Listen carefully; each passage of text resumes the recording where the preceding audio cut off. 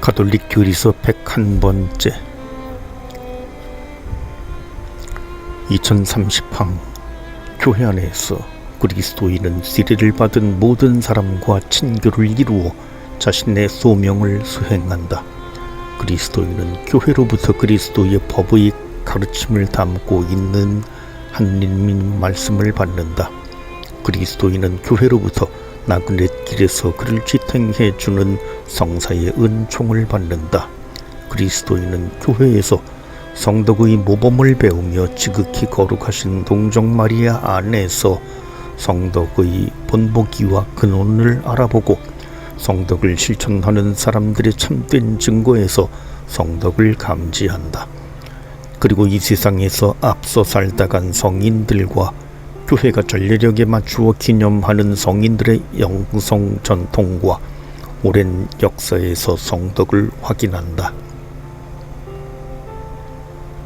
2031항 윤리생활은 영적 예배이다. 우리는 우리가 이루는 그리스도의 몸 안에서 그리고 성찬례에서 당신을 봉헌하시는 그리스도와 함께 우리의 몸을 하느님 마음에 드는 거룩한 산 제물로 바친다. 전례와 성사 거행을 통해 기도와 가르침은 그리스도의 은총과 결합하여 그리스도인의 생활을 비추고 키워나간다. 그리스도인의 생활 전체가 그렇듯이 윤리생활도 미사성제에서 그 원천과 절정을 발견한다.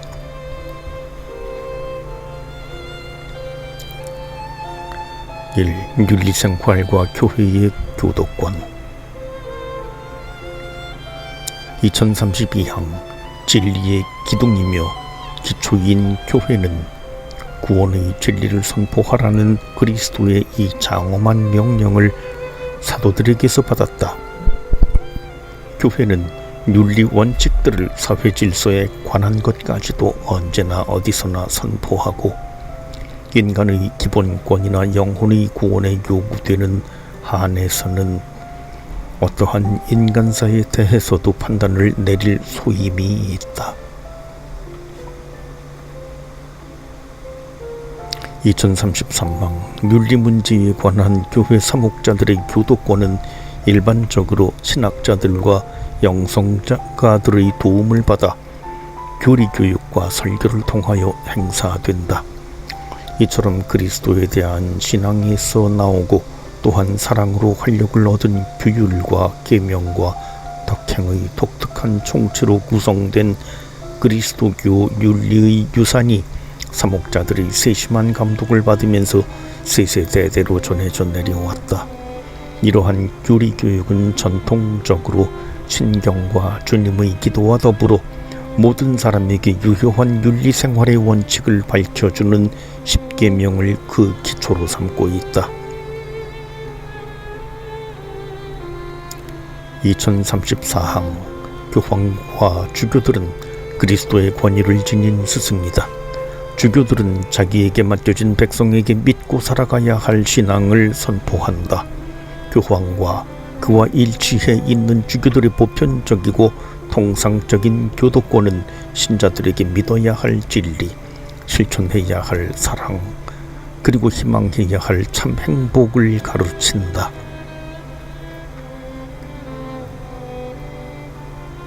2035항 그리스도의 권위에 참여하는 가장 높은 단계는 무류성의 은사로 보장된다. 무류성은 교회가 거룩하게 보존하고 충실히 설명하여야 할 하느님 계시의 위탁이 펼쳐지는 그만큼 펼쳐진다. 또한 무류성은 윤리를 포함해서 구원을 위한 신앙 진리들을 지키고 설명하며 보존하는 일에 필요한 모든 교리 조항에까지 미치는 것이다. 2036항 교도권의 권위는 자연법의 특정한 규정들에도 미치는데, 왜냐하면 창조주께서 요구하시는 이 규정들의 준수는 구원에 필요하기 때문이다. 자연법의 규정들을 환기시킴으로써 교회의 교도권은 사람들에게 그들이 실제로 어떠한 존재인지를 알리며 하느님 앞에서 어떠한 존재가 되어야 하는지를 일깨우는 예언자적 기능의 본질적인 한 몫을 수행한다. 2037항 교회에 맡겨진 하느님의 법은 신자들에게 생명과 진리의 길을 가르쳐준다. 그러므로 신자들에게는 판단력을 맑게 하고 상처 입은 인간의 이성을 은총으로 치유하는 구원에 유익한 하느님의 규정들에 대하여 교육을 받을 권리가 있다. 신자들은 교회의 합법적 권위가 채택한 헌장과 교령들을 지킬 의무가 있다. 비록 그런 규정들이 다만 금교훈적인 것이더라도 그 결정들은 사랑으로 순순히 따라야 한다. 2038항 교회가 그리스도교의 윤리를 가르치고 적용하는 일에는 사목자들의 헌신과 신학자들의 지식과 모든 그리스도인과 선의를 지닌 사람들의 기여가 필요하다. 신앙과 복음을 실천함으로써 각 사람은 그리스도 안에서 사는 삶을 체험한다. 그리스도께서는 그를 비추시어 그가 하느님의 성령에 따라 신적이며 인간적인 사실들을 평가할 수 있게 하신다. 이처럼 성령께서는 유식한 사람들과 높은 지위에 있는 사람들을 깨우쳐 주시려고 가장 비천한 사람들을 쓰실 수 있다.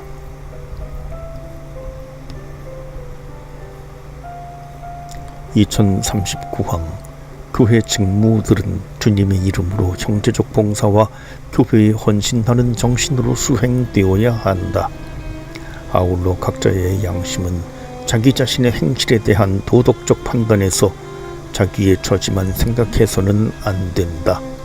각자의 양심은 최선을 다해서 자연법이든 계시된 법이든 간에 윤리법에 명시되어 있는, 따라서 교회의 법과 윤리 문제에 관한 교도권의 권위 있는 가르침에 표현되어 있는 공동선을 지향할 수 있어야 한다. 개인의 양심이나 이성을 도덕률이나 교회의 교도권과 대립시키는 것은 옳지 않다.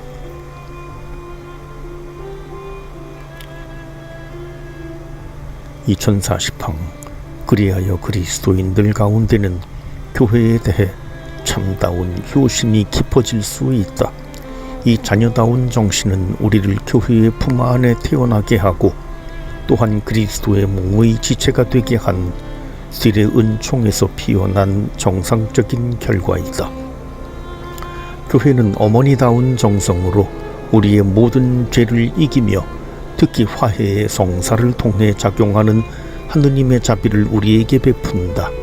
자상한 어머니와 같이 교회는 전례를 통해서 주님의 말씀과 성취라는 양식을 날마다 우리에게 아낌없이 베푼다. 이 교회의 법규.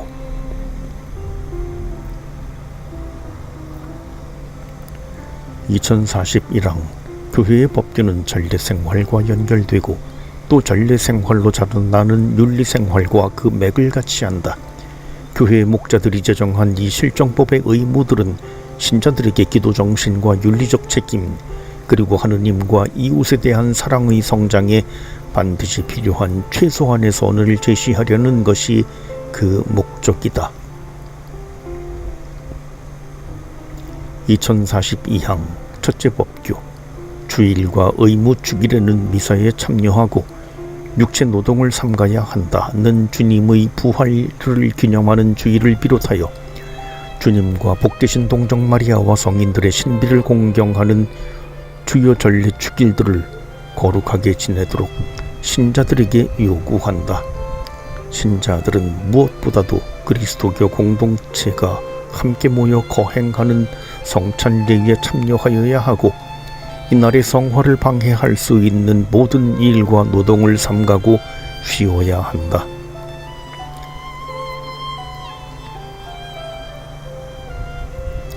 둘째 법규. 최소한 1년에 한 번은 자기의 죄를 고백해야 한다는 회개와 용서라는 세례의 작용을 지속시키는 고해성사를 받음으로써 성체를 모실 준비를 확실하게 하라는 것이다.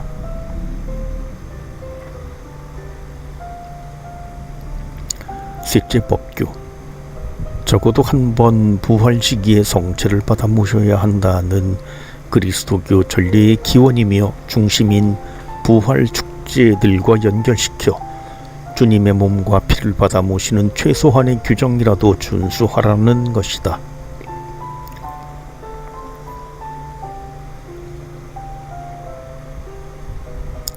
(2043 항) 넷째 법규. 교회가 정한 날에 금식제와 금육제를 지켜야 한다는 전례주길에 맞게 우리를 준비시키고 본능의 자제와 마음의 자유를 얻도록 돕는 참회와 고행의 시기를 가지라는 것이다. 다섯째 법규. 교회의 필요를 지원하여야 한다는 신자들이 저마다 자신의 능력에 따라 교회의 물질적 필요를 지원하여야 할 의무가 있다는 것이다. 3. 윤리생활과 선교의 증거.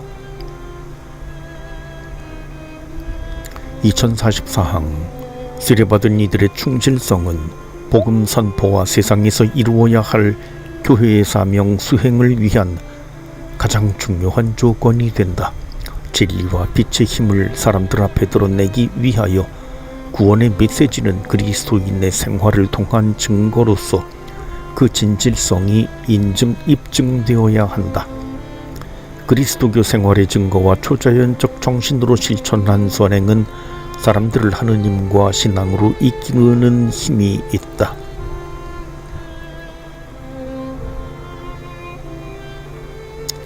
(2045항) 그리스도인은 그리스도를 머리로 하는 몸의 지체들이기 때문에 그들의 확고한 신념과 품행으로서 교회 건설에 이바지한다.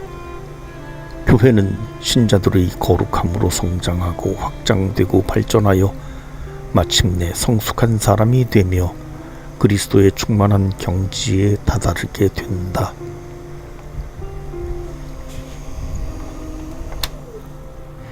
(2046항) 그리스도인은 그리스도를 따르는 생활로서 하느님의 나라, 정의와 사랑과 평화의 나라가 다가오기를 재촉한다. 그렇다고 해서 그들이 이 세상에 대한 책임을 소홀히 하려는 것은 아니다. 그들은 스승에게 충성을 다하면서 공정과 인내와 사랑으로서 임무를 완수한다. 간추림.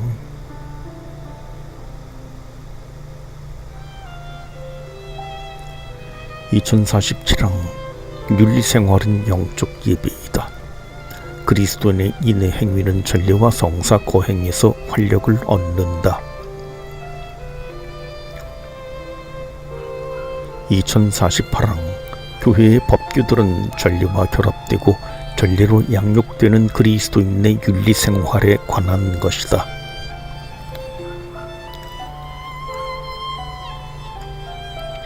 2049항 윤리 문제에 대한 교회 사목자들의 교도권은 모든 사람에게 적용되는 윤리생활의 원칙을 규정하고 있는 십계명을 바탕으로 하여 일반적으로 교리교육과 설교를 통해 행사된다.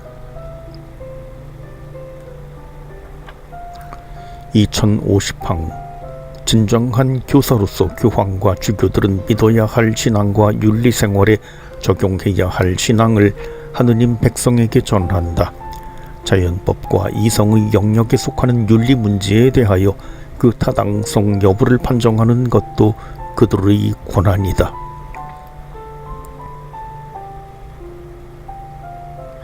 2051항 사목자들이 행사하는 교도권의 무료성은 윤리를 포함해서 구원을 위한 신앙 진리들을 보존하고 설명하며 지켜나가는 일에 필요한 교리 조항에까지 미친다.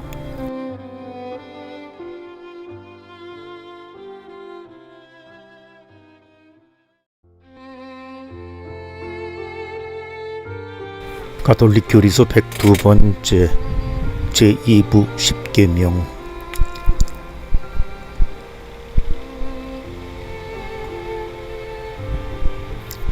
십계명.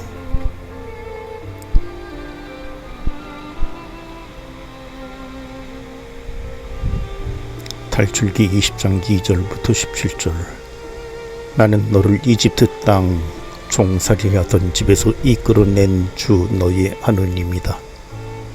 너에게는 나 말고 다른 신이 있어서는 안 된다. 너는 위로 하늘에 있는 것이든 아래로 땅 위에 있는 것이든 땅 아래로 물 속에 있는 것이든 그 모습을 본든 어떠한 신상도 만들어서는 안 된다. 너는 그것들에게 경배하거나 그것들을 섬기지 못한다. 주 너의 하느님이신 나는 질투하는 하느님이다. 나를 미워하는 자들에게는 조상들의 죄악을 3대 4대 자손들에게까지 갚는다. 그러나 나를 사랑하고 내 계명을 지키는 이들에게는 천대에 이르기까지 자애를 베푼다. 주 너의 하느님의 이름을 부당하게 불러서는 안 된다. 주님은 자기 이름을 부당하게 부르는 자를 벌하지 않은 채 내버려 두지 않는다. 3. 안식일을 기억하여 거룩하게 지켜라. 엿새 동안 일을 하면서 네 할 일을 다 하여라. 그러나 이렛날은 주 너의 하느님을 위한 안식일이다. 그날 너와 너의 아들과 딸, 너의 남종과 여종, 그리고 너의 집짐승과 네 동네에 사는 이방인은 어떤 일을 해서는 안 된다. 이는 주님이 엿새 동안 하늘과 땅과 바다와 그 안에 있는 모든 것을 만들고 이렛날에는 쉬었기 때문이다. 그러므로 주님이 안식일에 강복하고 그날을 거룩하게 한 것이다. 4. 아버지와 어머니를 공경하여라. 그러면 너는 주 너의 하느님이 너에게 주는 땅에서 오래 살 것이다. 5. 살인해서는 안 된다. 6. 간음해서는 안 된다. 7. 도둑질해서는 안 된다. 8. 이웃에게 불리한 거짓 증언을 해서는 안 된다. 9. 이웃의 집을 탐내서는 안 된다. 10. 이웃의 아내나 남종이나 여종, 소나 나귀 할 것 없이 이웃의 소유는 무엇이든 탐내서는 안 된다.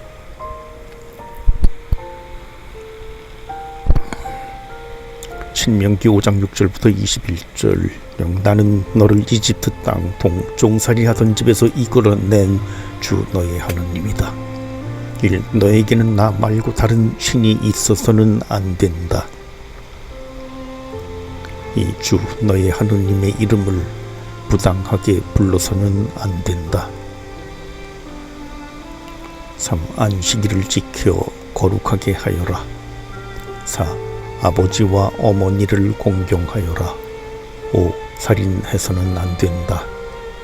6. 간음을 해서는 안 된다. 7. 도둑질해서는 안 된다. 8. 이웃에게 불리한 허위 증언을 해서는 안 된다. 9. 이웃의 아내를 탐내서는 안 된다. 10. 이웃의 재산은 무엇이든지 욕심내서는 안 된다.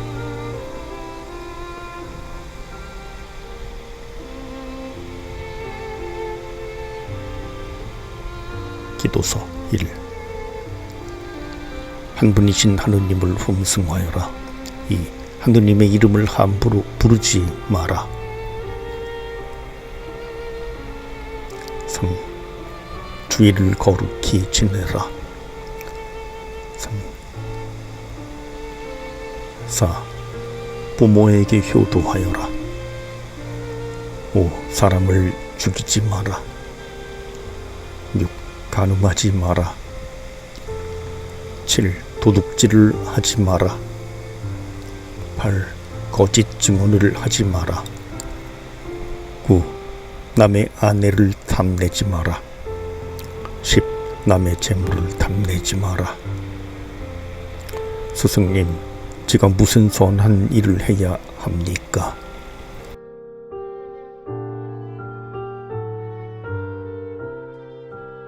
2052항 스승님, 제가 영원한 생명을 얻으려면 무슨 선한 일을 해야 합니까? 하고 묻는 젊은이에게 예수님께서는 먼저 하느님을 선하신 단 한 분으로 곧 최고선 모든 선의 근원으로 인정해야 한다고 대답하셨다. 그리고 네가 생명에 들어가려면 계명들을 지켜라 하시고 이웃에 관한 계명들을 열거하시면서 살인해서는 안 된다, 간음해서는 안 된다, 도둑질해서는 안 된다, 거짓 증언을 해서는 안 된다, 아버지와 어머니를 공경하여라 하셨다. 그리고 예수님께서는 이 계명들을 결론적으로 다음과 같이 명확하게 요약하셨다.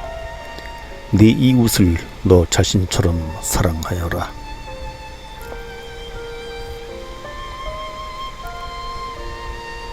(2053항) 예수님께서는 이 첫째 대답에 바로 둘째 대답을 덧붙이신다.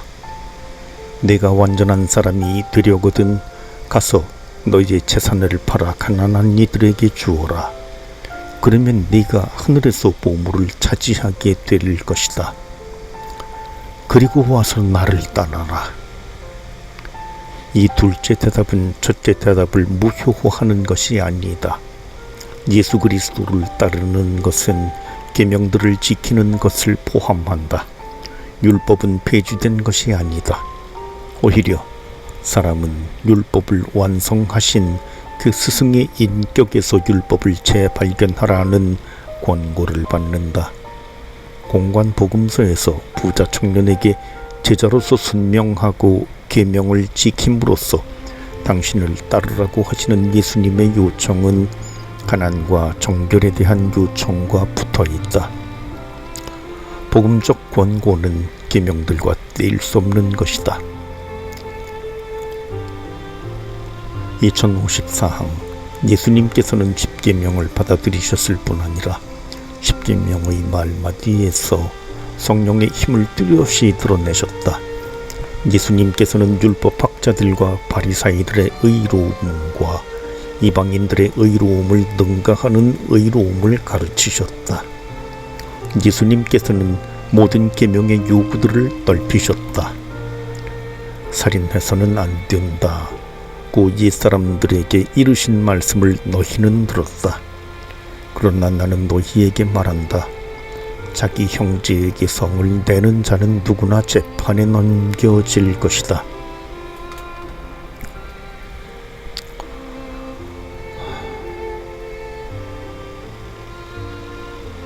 (2055항) 예수님께서는 율법에서 가장 큰 계명은 무엇입니까?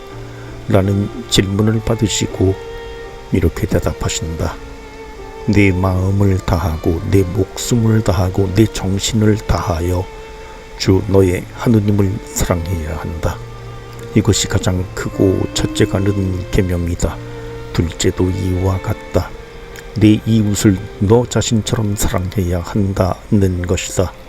온 율법과 예언서의 정신이 이 두 계명에 달려 있다.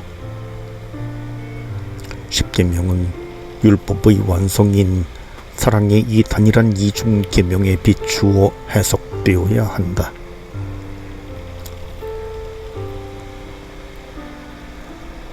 간음해서는 안 된다, 살인해서는 안 된다, 도둑질해서는 안 된다, 탐내서는 안 된다는 계명과 그 밖에 다른 계명이 있을지라도 그것들은 모두 이 한마디 곧 내 이웃을 너 자신처럼 사랑해야 한다는 말로 요약됩니다.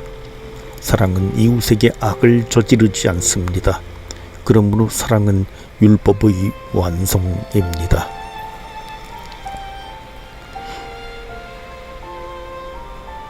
성경의 십계명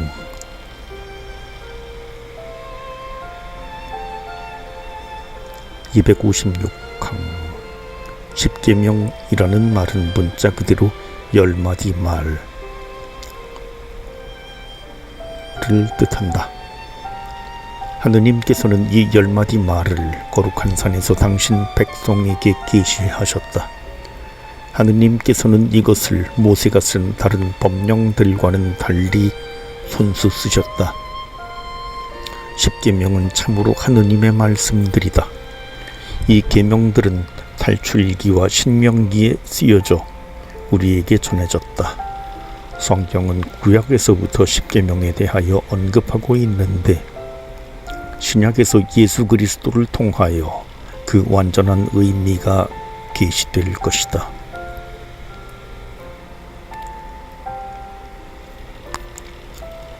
(2057항) 십계명은 먼저 구약에서 중심이 되는 하느님의 위대한 해방 사건인 이집트 탈출 사건에 비추어 이해해야 한다.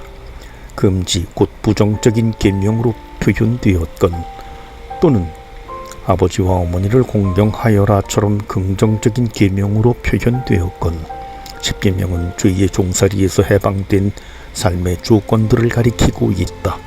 십계명은 생명의 길이다. 주 너의 하느님을 사랑하며 그분의 길을 걷고 그분의 계명과 규정과 법규들을 지키면 너희가 살고 번성할 것이다.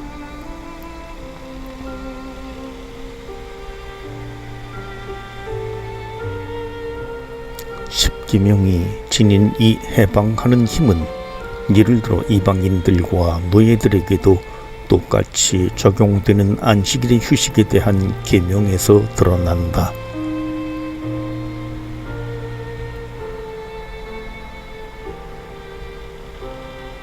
나는 이집트 땅에서 종살이를 하였고 주 너희의 하느님이 강한 손과 뻗은 팔로 너를 그곳에서 이끌어내었음을 기억하여라.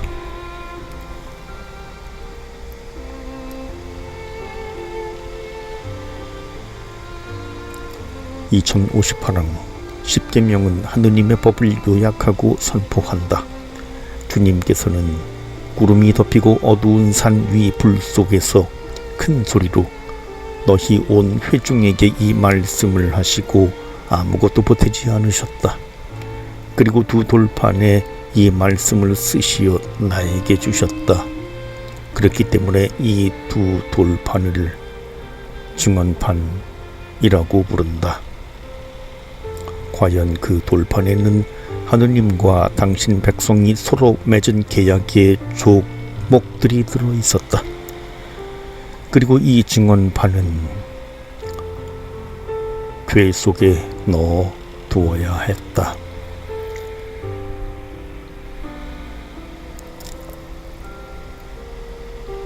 (2059항) 십계명은 하느님께서 직접 나타나시어 선포하신 것이다. 그 산 위 불 속에서 너희와 얼굴을 마주보고 말씀하셨다.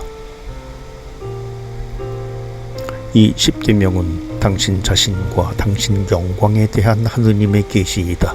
십계명이라는 선물은 바로 하느님 자신과 당신의 거룩한 뜻을 주신 것이다. 하느님께서는 당신의 뜻을 알게 하심으로써 백성에게 당신 자신을 계시하신다.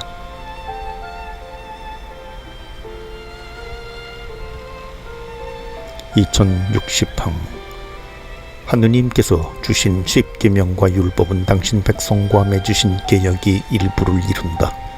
탈출기에 따르면 백성이 이 십계명의 계시를 받은 것은 하느님께서 계약을 제안하시고 체결하시는 그 중간에 이루어진다. 백성이 하느님께서 말씀하신 것을 모두 실행하고 거기에 따르기로 약속한 후 비로소 계약이 체결된 것이다. 주 우리 하느님께서는 호렙에서 우리와 계약을 맺으셨다.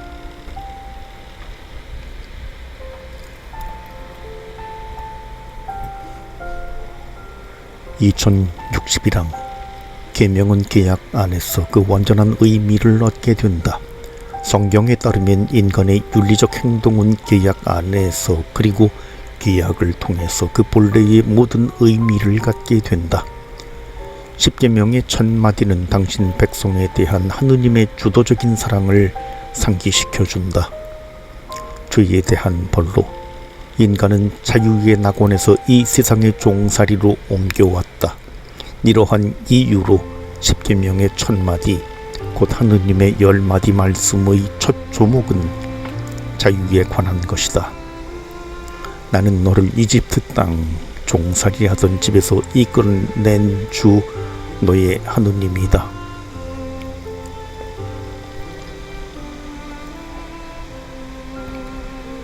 2062항 계명들은 엄밀한 의미에서 이처적인 것이다. 계명은 계약의 성립으로 하느님께 속한 인간 조건을 말해주고 있다. 윤리적인 삶은 주도적인 하느님의 충만한 사랑에 대한 응답이다. 그것은 하느님을 알아뵙고 그분께 바치는 충성이며 감사의 예배 행위이고 하느님께서 역사를 통해 추진하시는 계획에 협력하는 것이다. 2063항 하느님과 인간 사이의 계약과 대화에서는 하느님께서 1인칭으로 나는 주 하느님이다. 모든 의무를 다룬 한 주제 너는 에게 말씀하신다. 하느님의 모든 계명에서는 단수 2인칭 대명사로 상대방을 가리킨다. 하느님께서는 당신의 모든 백성에게 그리고 동시에 개별적으로 한 사람 한 사람에게 당신의 뜻을 알리신다.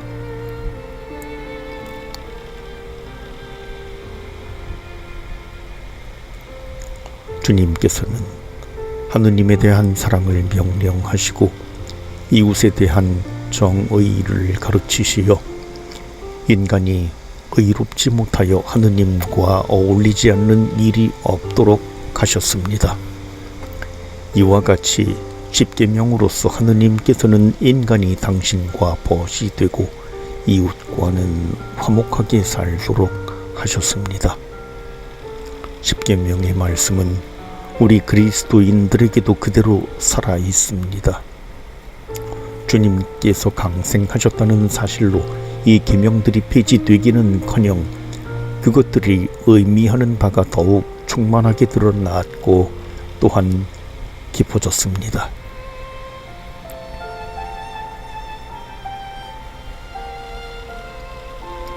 교회 전통 안에서 본 십계명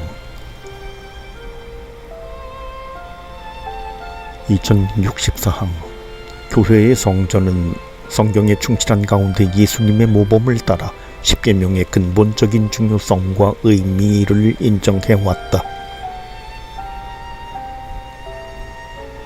2065항 아우구스티노 성인 이래로 십계명은 예비신자들과 신자들의 교리 교육에서 매우 중요한 자리를 차지하게 된다. 15세기에는 십계명을 운율을 띤 그러면서도 기억하기 쉽고 적극적인 형태의 문구로 표현하는 관습이 생겨났다. 이러한 문구는 오늘날에도 사용되고 있다. 교회의 교리서들은 그리스도교의 윤리를 종종 십계명의 순서에 따라 설명해왔다.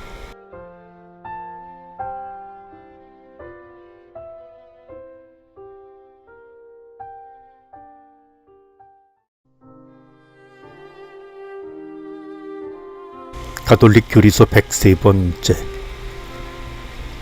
2066항 십계명의 분류와 번호 매김은 역사의 흐름에 따라 변해왔다. 이 교리서는 아우구스티노 성인이 정하여 가톨릭 교회의 전통이 된 십계명의 분류를 따른다. 루터 교파들도 이 분류를 따른다. 그리스 교부들의 분류는 조금 다른데 오늘날 동방정교회와 개신교단들에서 사용하고 있다. 2067항 십계명은 하느님 사랑과 이웃 사랑의 요구를 표현하고 있다. 처음 3계명은 하느님 사랑과 관련되고 다른 7계명은 이웃 사랑과 관련되는 것이다.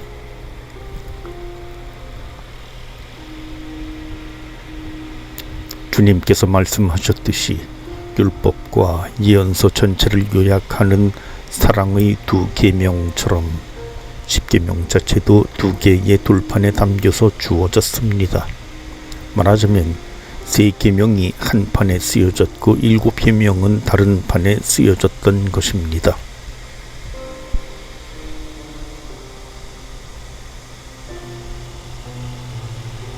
(2068항) 트리겐트 공의회는 모든 그리스도인이 십계명을 의무적으로 지켜야 하며 의화된 이들도 이를 지켜야 한다고 가르친다. 그리고 제2차 바티칸 공의회도 이를 재확인한다. 사도들의 후기자인 주교들은 주님에게서 만민을 가르치고 모든 사람에게 복음을 선포할 사명을 받는다. 이는 모든 사람이 믿고 세례를 받아 또 계명을 지켜 구원을 얻게 하려는 것이다.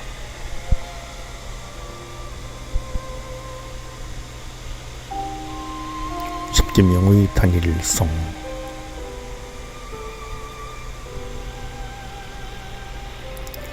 (2069항) 십계명은 분리되지 않는 하나의 총체를 이룬다. 각 계명은 다른 각 계명들과 그리고 계명들 전체와 긴밀하게 연결되어 있다. 이렇듯 계명들은 상호 불가분의 관계 안에 있다. 이 두 돌판은 서로를 비추며 유기적인 단일성을 이룬다. 한 계명을 어기는 것은 다른 계명 모두를 어기는 것이다. 인간은 자신의 창조주이신 하느님을 찬미하지 않고서는 다른 사람을 존중할 수 없다. 그리고 하느님의 피조물인 모든 사람을 사랑하지 않고서는 하느님을 흠숭할 수 없다. 십계명은 신앙생활과 사회생활을 통합시켜준다.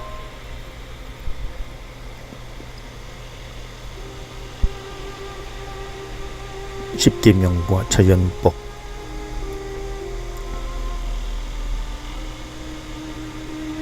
(2070항) 십계명은 하느님의 계시에 속한다.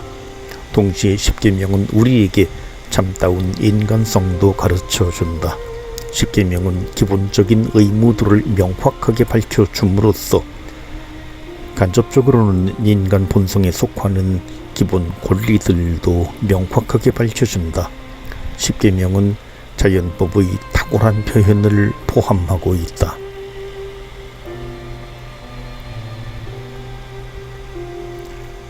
태초부터 하느님께서는 인간의 마음속에 자연법의 법규들이 뿌리내리게 하셨습니다. 이것이 바로 십계명이었습니다. 이를 행하지 않으면 구원은 없습니다. 그리고 그 이상을 기대하지 않으셨습니다.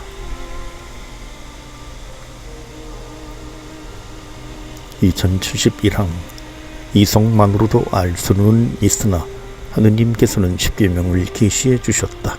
죄 많은 인류가 자연법이 요구하는 바를 완전하고 명확하게 알려면 이러한 계시가 필요했던 것이다.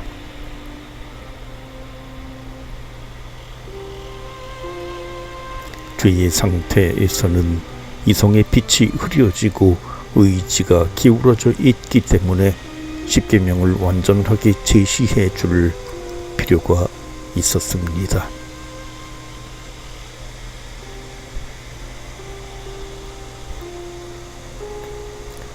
우리는 교회 안에서 우리에게 주어진 하느님의 계시와 도덕적 양심의 목소리를 통하여 하느님의 계명을 인식한다.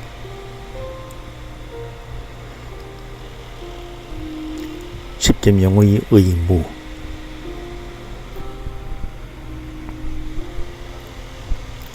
(2072항) 십계명은 하느님과 이웃에 대한 인간의 기본적인 의무들을 명확하게 밝히고 있으며 그 기본 내용들 중에서 중대한 의무를 계시해 준다.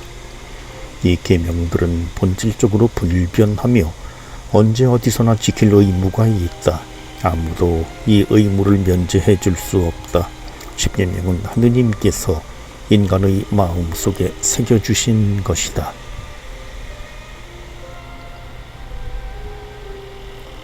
2073항 계명을 따르는 것은 그 자체가 가벼운 문제에 대해서도 지킬 의무를 부과한다.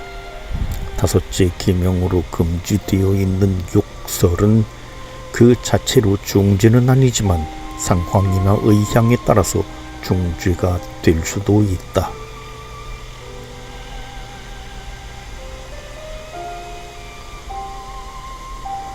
너희는 나 없이 아무것도 하지 못한다. 2074항 예수님께서는 이렇게 말씀하신다. 나는 포도나무요 너희는 가지다. 내 안에 머무르고 나도 그 안에 머무르는 사람은 많은 열매를 맺는다. 너희는 나 없이 아무것도 하지 못한다. 여기서 말하는 열매란 그리스도와 결합하여 풍요로워지는 삶의 거룩함이다.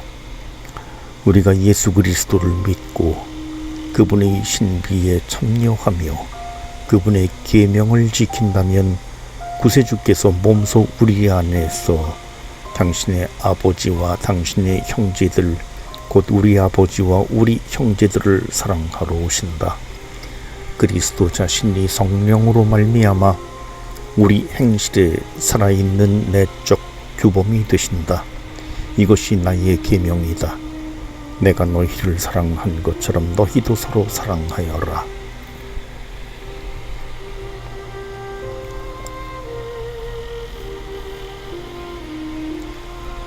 간추림.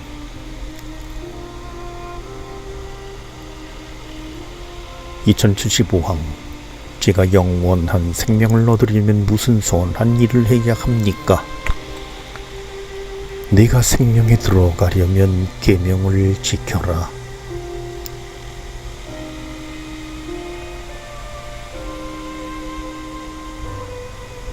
(2076항) 예수님께서는 당신의 행동과 말씀으로 십계명의 영속성을 입증하셨다.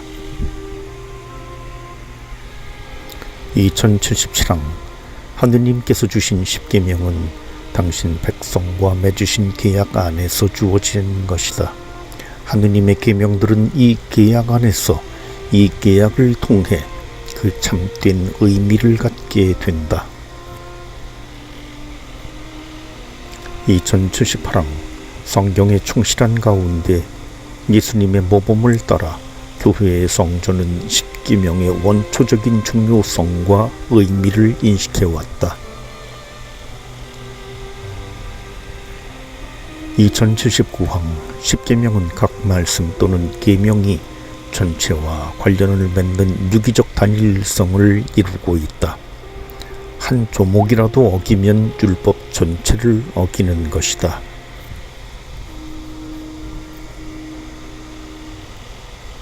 2080항 십계명은 자연법의 골자를 탁월하게 제시하고 있다. 우리는 하느님의 계시와 인간의 이성을 통해 십계명을 알게 된다. 2081항 십계명은 그 기본 중에서 중대한 의무들을 명확히 밝혀준다. 계명의 준수는 의무와 문제에 관련이 되는데 그것은 그 자체로 중요하지 않은 것들에 대한 의무도 포함한다.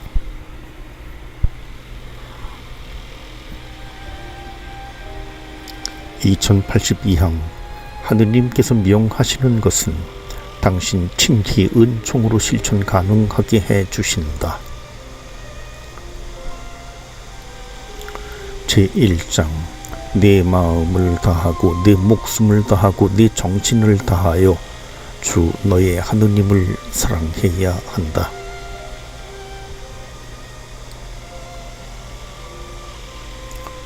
(2083항) 예수님께서는 하느님에 대한 인간의 의무를 이 말씀으로 요약하셨다.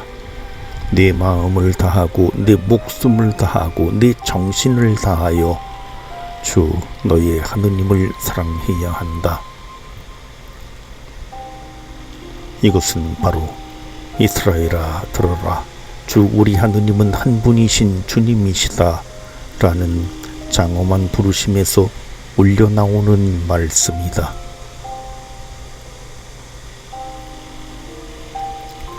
하느님께서 먼저 사랑하셨다.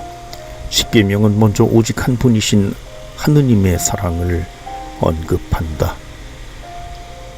이어서 계명들은 인간이 하느님께 드려야 할 사랑의 응답을 제시한다.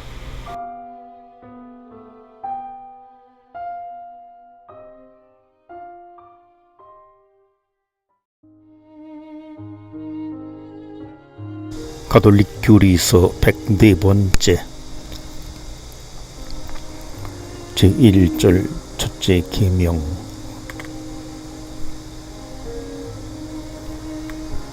나는 너를 이집트 땅 종살이하던 집에서 이끌어낸 주 너의 하나님이다.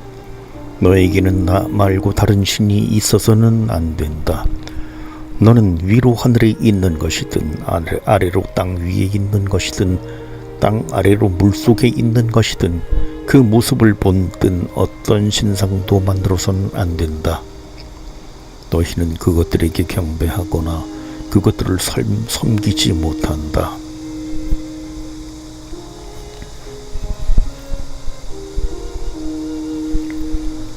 주 너의 하느님께 경배하고 그분만을 섬겨라 하고 성경에 기록되어 있다.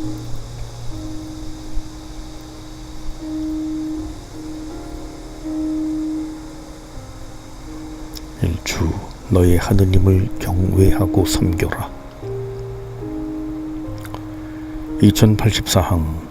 하느님께서는 나는 너를 이집트 땅 종살이하던 집에서 이끌어내었다고 말씀하시는 그 백성의 역사 안에서 전능하시고 자비로우시며 해방시켜 주시는 당신의 행업을 상기시키심으로써 당신을 알리신다.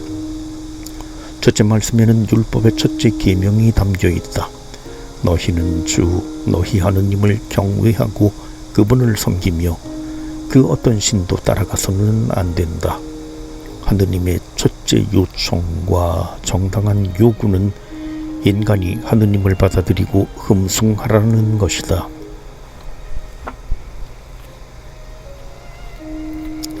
2085항. 유일하고 참되신 하느님께서는 먼저 당신 영광을 이스라엘 백성에게 계시하신다. 인간의 소명과 진리에 관한 계시는 하느님에 관한 계시와 연결되어 있다.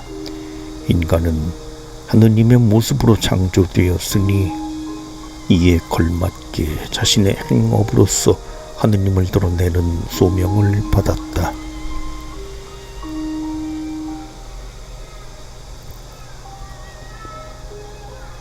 트리폰시 태초로부터 우주를 창조하고 질서를 지어주신 신 외에 다른 신은 앞으로도 결코 없을 것이며 태초부터 없었습니다. 우리는 우리 하느님께서 당신들의 신과 다르다고 생각하지 않습니다. 그 하느님께서는 당신의 조상들을 그분의 힘 있는 손과 팔을 들어 이집트에서 나오게 하신 바로 그분이십니다. 우리는 존재하지도 않는 다른 어떤 신에게 희망을 두지 않고 당신들과 같이 아브라함과 이삭과 야고보의 하느님께 희망을 두고 있습니다. 2086항. 첫째 계명은 믿음과 희망과 사랑을 포함한다. 하느님이라고 하면 한결같고 변함이 없으며 항상 동일하신 분, 성실하고 악이 전혀 없는 온전히 의로우신 분을 말하는 것이다. 따라서 우리는 마땅히 그분의 말씀을 받아들이고 그분을 전적으로 믿고 신뢰해야 한다. 그 누가 전능하고 인자하며 무한히 선하신 하느님께 희망을 걸지 않을 수 있겠는가? 그분께서 우리에게 베푸신 무한한 호의와 애정을 생각하면 누가 그분을 사랑하지 않을 수 있겠는가? 그러기에 성경에서 하느님께서는 계명의 시작과 끝에 나는 주님이다 라고 반복하신다.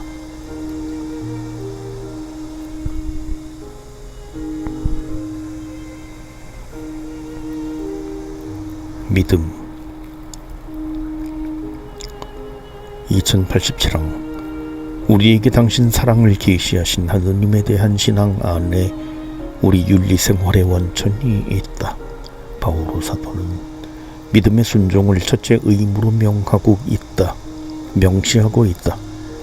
그는 하느님에 대한 무지가 모든 도덕적 탈선의 시작이고 이유라고 설명한다. 하느님에 대한 우리의 의무는 그분을 믿고 그분을 증언하는 것이다. 2088항 첫째 계명은 현명하고 조심스럽게 우리의 믿음을 기르고 지키며 믿음과 대립되는 모든 것을 물리칠 것을 요구한다. 믿음을 거슬러 짓는 죄에는 여러 가지 양상이 있다.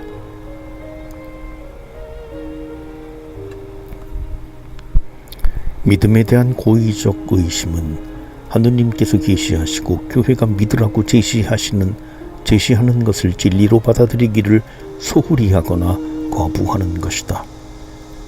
본의 아니게 의심하는 것은 믿기를 망설이거나 신앙에 대한 반론이나 신앙의 어두움으로 생겨나는 불안을 극복하지 못하는 것이다. 의심을 고의적으로 키우면 정신적으로 소경이 된다.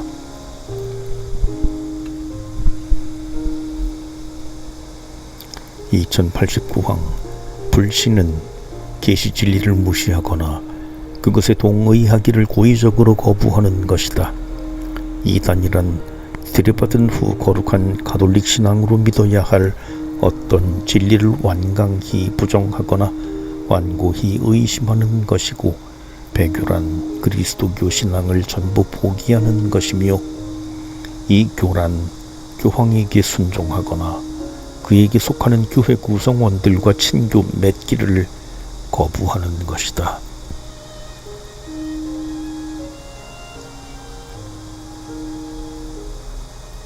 희망.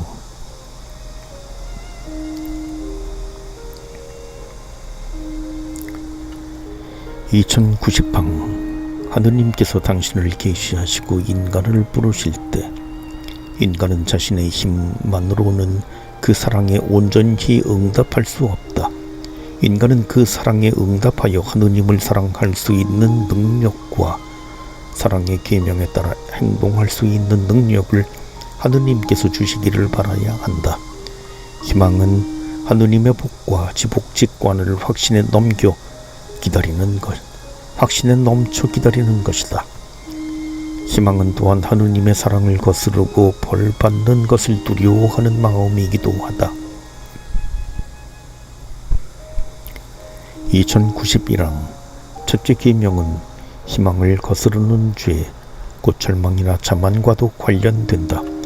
절망으로 인간은 하느님께서 자기를 구원해 주시고 구원에 이르도록 도와주시거나 죄를 용서해 주시리라는 희망을 버린다. 절망은 하느님의 선함과 의로움과 하느님은 당신 약속에 성실하시다. 그리고 그분의 자비로움을 거스르는 것이다. 2092항 자만은 두 가지 형태가 있다. 하늘의 도움 없이도 구원을 받을 수 있다고 생각하여 자기 자신의 능력을 자만하는 형태도 있고, 회개하지 않고도 하느님의 용서를 얻고 공로 없이도 영광을 얻을 수 있다고 생각하여 하느님의 전능과 자비를 과신하는 형태도 있다.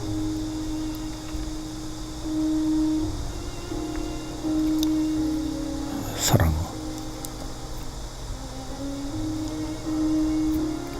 (2093항) 하느님의 사랑에 대한 믿음은 진실한 사랑으로 하느님의 사랑에 응답하라는 요청과 의무를 포함하고 있다. 첫째 계명은 하느님을 위해서 그리고 하느님 때문에 모든 사람과 모든 피조물보다 하느님을 사랑할 것을 우리에게 명한다.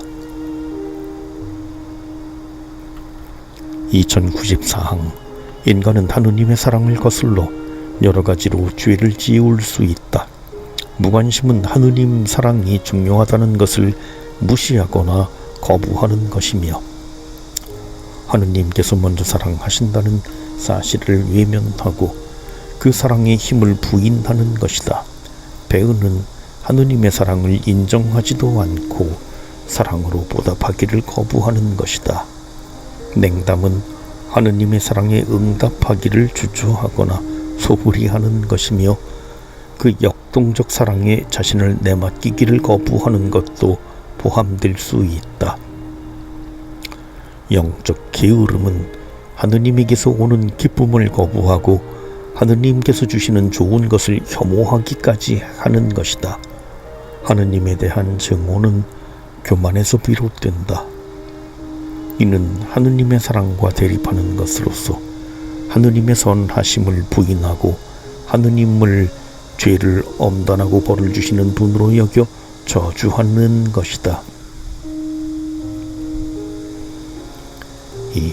오직 하느님만을 섬겨라.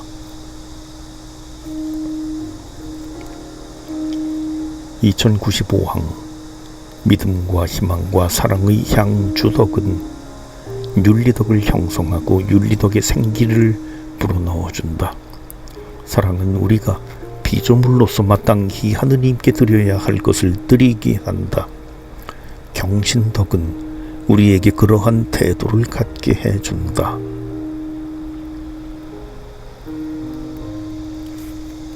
흠숭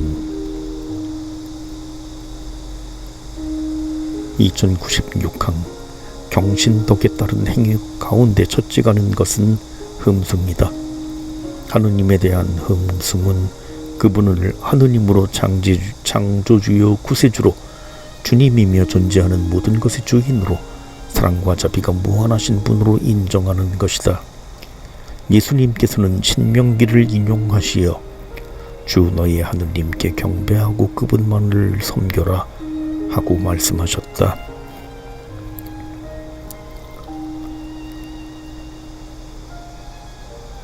(2097항) 하느님에 대한 흠숭은 그분을 존경하며 온전히 순명하는 가운데 하느님이 아니면 존재할 수 없는 피조물의 허물을 인정하는 것이다.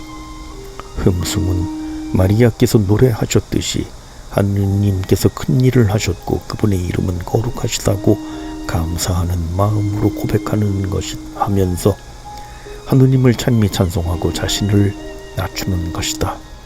오직 한 분이신 하느님을 흠숭함으로써 인간은 자신을 폐쇄하는 데에서 죄의 속박에서 세상의 우상 숭배에서 해방된다.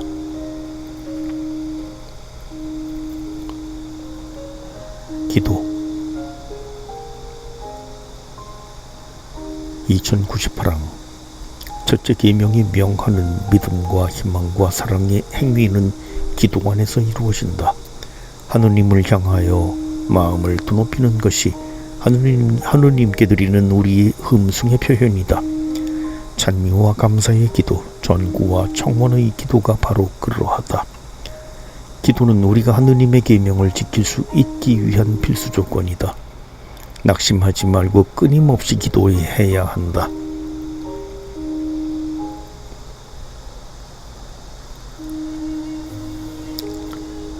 희생제사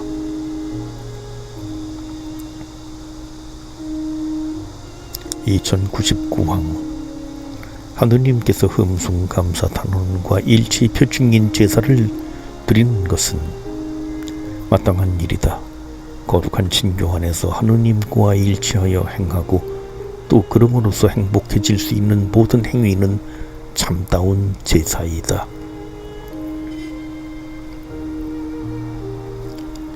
2100항 진실한 제사가 되려면 외적 제사는 영적 제사의 표현이어야 한다. 곧 하느님께 맡겨진 제물은 부서진 영이다. 구약의 예언자들은 내적으로 참여하지 않거나 이웃 사랑과 상관없이 바쳐지는 제사를 자주 비난하였다. 예수님께서는 다음과 같이 호세아 예언자의 말을 상기시키신다. 내가 바라는 것은 희생 제물이 아니라 자비다. 유일하고 완전한 제사는 바로 그리스도께서 아버지께 대한 사랑과 우리의 구원을 위하여 십자가에서 당신 자신을 온전히 바치신 그 제사이다. 예수님의 희생 제사와 일치함으로써 우리는 우리의 삶을 하느님께 제물로 봉헌할 수 있다.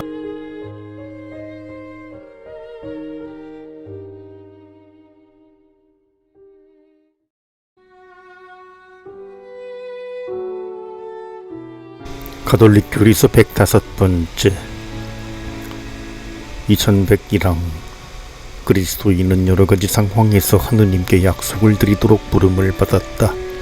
세례와 견진, 혼인과 성품 성사에는 언제나 약속이 들어있다. 그리스도인은 개인적인 신심으로 특정 행위와 기도, 자선과 순례 등을 하느님께 약속할 수 있다. 하느님께 드린 약속의 충실함은 지존하신 하느님께 마땅히 드려야 할 존경과 성실하신 하느님에 대한 사랑의 표현이다.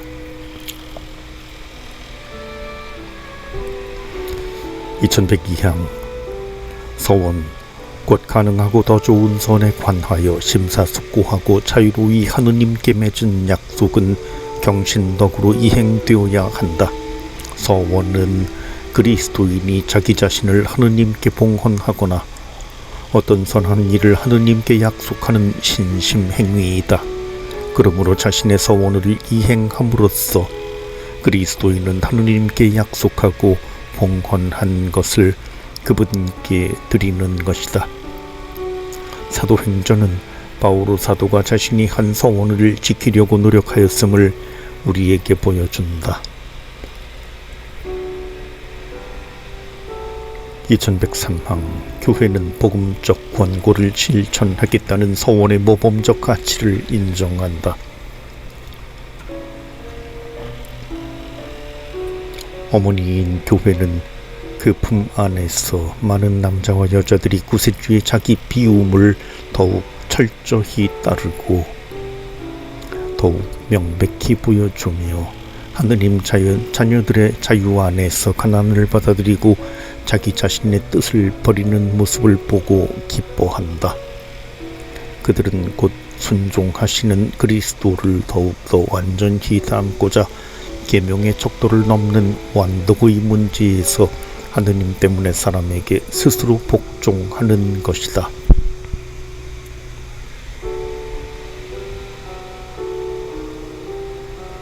어떤 경우에는 교회가 합당한 이유로 서원과 약속을 관면할 수 있다. 종교의 사회적 의무와 종교 자유에 대한 권리,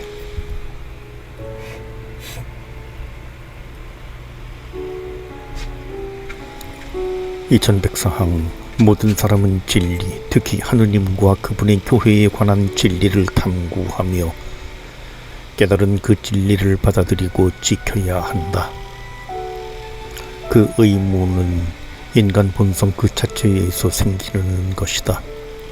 그 의무는 모든 사람을 비추는 참 진리의 빛을 반영하는 여러 종교에 대한 꾸밈없는 존경을 배척하지 않으며 신앙의 오류나 무지 속에서 살아가는 사람들을 사랑과 지혜와 인내로 대하도록 그리스도인들을 촉구하는 사랑의 요구와도 상반되지 않는다.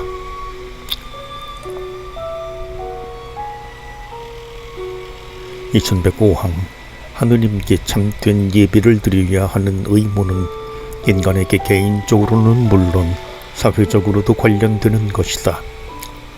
이것이 참 종교와 그리스도의 유일한 교회에 대한 개인과 사회의 도덕적 의무에 관한 가톨릭의 전통 교리이다.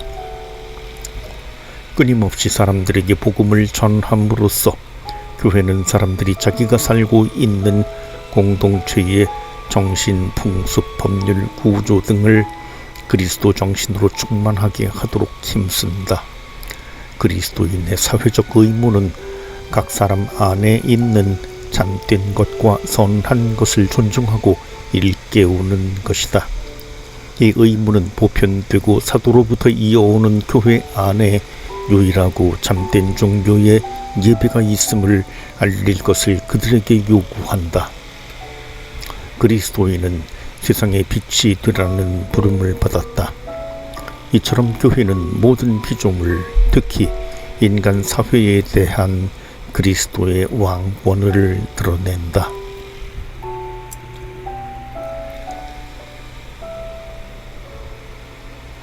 2106항 종교 문제에서 자기의 양심을 거슬러 행동하도록 강요받지 않아야 하고, 또한 사적으로든 공적으로든 혼자서나 단체로 정당한 범위 안에서 자기 양심에 따라 행동하는 데 방해받지 않아야 한다.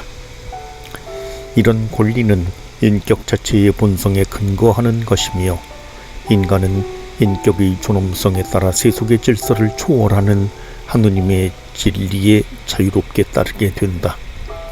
그러므로 진리를 추구하고 그 진리에 따라야 할 의무를 이행하지 않는 사람들도 이 자유의 권리를 지닌다.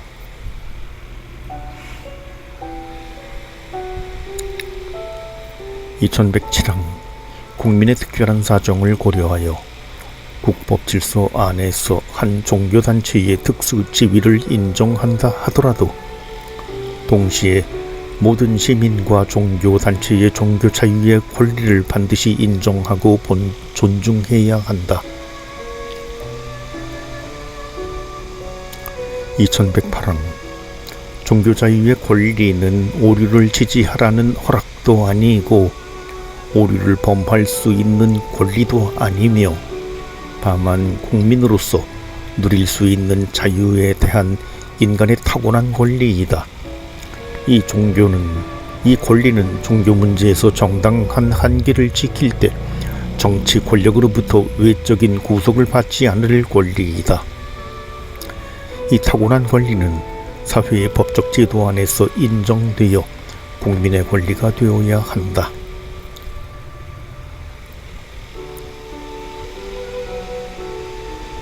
2109항 종교 자유의 권리는 그 자체로 무제한적일 수 없고 그저 단순히 실증주의적으로나 자연주의적으로 이해된 공공질서만으로 제한될 수도 없다. 종교 자유에 내재하는 정당한 한계는 각 사회의 상황에 맞게 정치적으로 신중하게 공동선의 요청에 따라 정해지고 객관적인 도덕 질서에 부합하는 법률 규범에 따라 국가 권위가 인정해야 한다. 3. 너에게는 나 말고 다른 신이 있어서는 안 된다.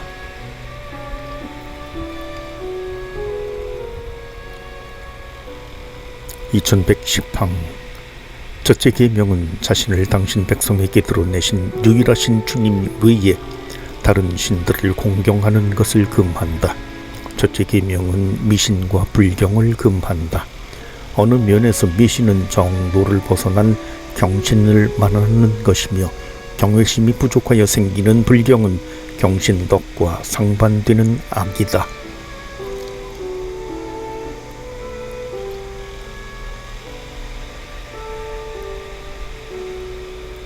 미신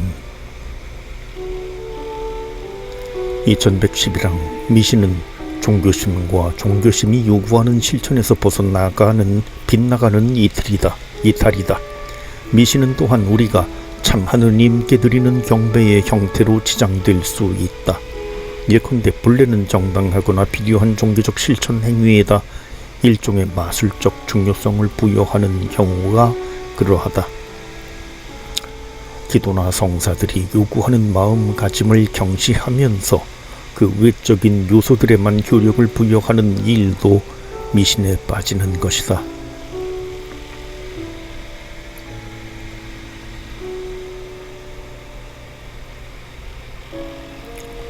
우상숭배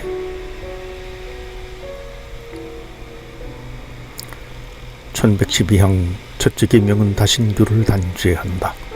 첫째 계명은 인간에게 하느님 밖에 다른 신들을 믿지 말 것과 오직 한 분이신 하느님 밖에 다른 신들을 공경하지 말 것을 요구한다. 성경은 우상들에 대해 이렇게 거부할 것을 끊임없이 상기시킨다. 저들이 우상들은 은과 금 사람의 손에 작품이라네 입이 있어도 말하지 못하고 눈이 있어도 보지 못하나이다. 이러한 헛된 우상들은 인간을 공허한 존재로 전락시킨다. 우상을 만드는 자들도 신뢰하는 자들도 모두 그것들과 같네. 이와 반대로 하느님께서는 살게 하시고 역사에 개입하시는 살아계신 하느님이시다.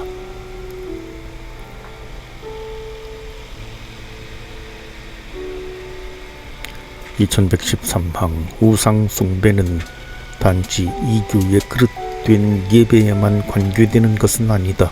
우상 숭배는 신앙에 끊임없는 유혹이 된다. 우상 숭배는 하느님이 아닌 것을 신격고 하는 것이다.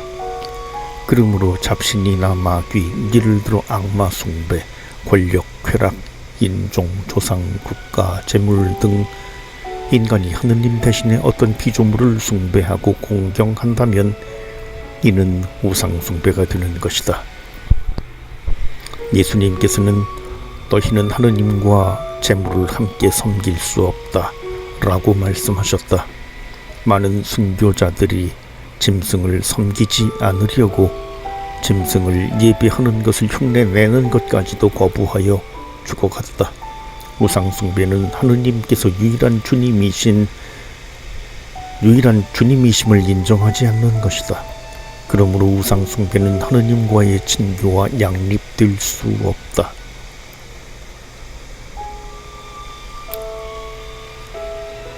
(2014항) 인간의 삶은 한 분뿐이신 하느님에 대한 흠숭 안에서 통일을 이룬다. 유일하신 주님을 흠숭하라는 계명은 인간을 단순하게 하고 끝없는 분열에서 구한다. 우상 숭배는 인간 본성인 종교심의 타락이다. 우상 숭배자는 하느님보다는 다른 어떤 것에 하느님이라는 불멸의 개념을 부여하는 자이다.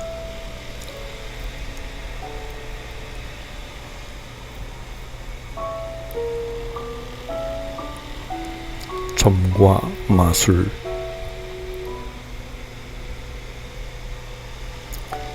(2115항) 하느님께서는 당신의 예언자들이나 다른 성인들에게 미래를 계시하실 수 있다. 그러나 올바른 그리스도인의 태도는 미래와 관련된 모든 것은 신뢰심을 가지고 하느님의 섭리의 손길에 맡겨드리고 이에 대한 불건전한 호기심을 완전히 버리는 것이다. 그러나 앞날을 생각하지 않고 준비하지 않는 일은 무책임한 과오가 될 수 있다.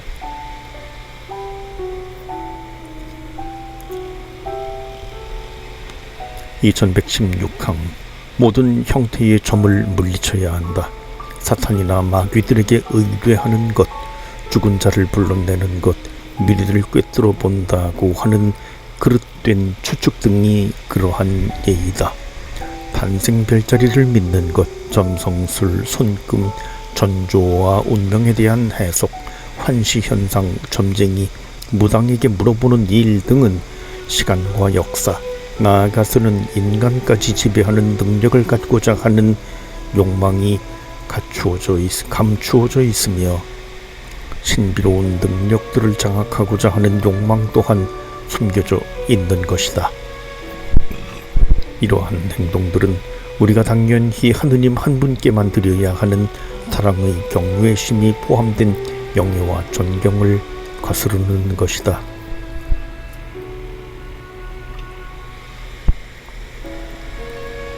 (2117항) 새로운 능력들을 복종시켜 뜻대로 사용하고 이웃에게 비록 이웃의 건강을 회복시켜 주려고 할지라도 초자연적인 능력을 발휘하기를 바라는 마술이나 요술 행위는 경신덕에 크게 위배되는 행동이다.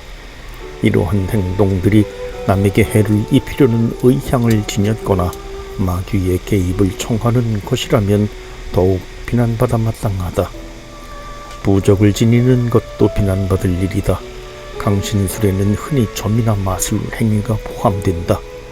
그러므로 교회는 신자들에게 그러한 행위를 멀리하도록 가르친다. 민간요법이라고 일컫는 치료법을 쓰면서 악한 능력의 힘을 비는 일이나 다른 이들의 잘못된 믿음을 악용하는 것은 정당화될 수 없다.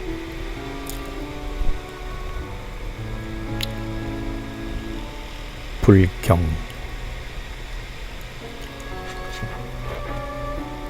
(2118항) 하느님의 첫째 계명은 불경의 주요한 죄들을 단죄해야 한다. 말이나 행위로 하느님을 시험하는 행위, 신성 모독죄와 성직 매매가 그러한 죄들이다.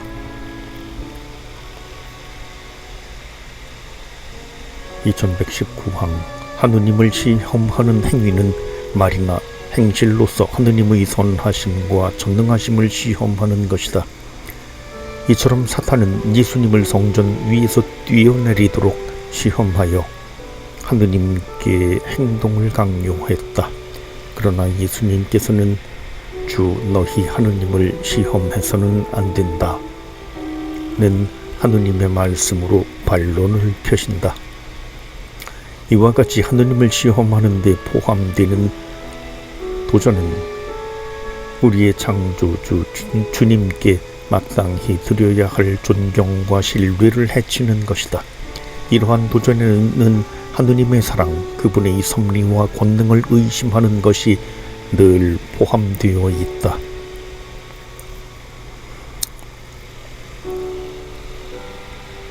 (2120항) 독성은 성사와 전례 행위 그리고 하느님께 봉헌된 사람들과 물건과 장소를 모독하거나 부당하게 취급하는 것이다. 특히 성체를 모독했을 때에는 중죄가 된다. 이것은 이 성사 안에 그리스도의 몸 자체가 실체적으로 현존해 계시기 때문이다. (2121항) 성직 매매는 영적인 것을 사거나 파는 행위이다. 마술사 시몬은 사도들 안에서 작용하고 있는 영적인 능력을 보고서 이를 사들이려고 했다. 베드로는 그에게 이렇게 대답한다. 그대가 하느님의 선물을 돈으로 살 수 있다고 생각하였으니 그대는 그 돈과 함께 망할 것이요. 이로써 베드로는 너희가 거저받았으니 거저주어라 하신 예수님의 말씀을 따랐다. 영적인 선물을 자신의 것으로 삼거나 그에 대한 소유자나 주인으로 행세해서는 안 된다. 그 영적 재화는 하느님께서 주시는 것이기 때문이다. 우리는 그것들을 하느님에게서 거저받을 수밖에 없다.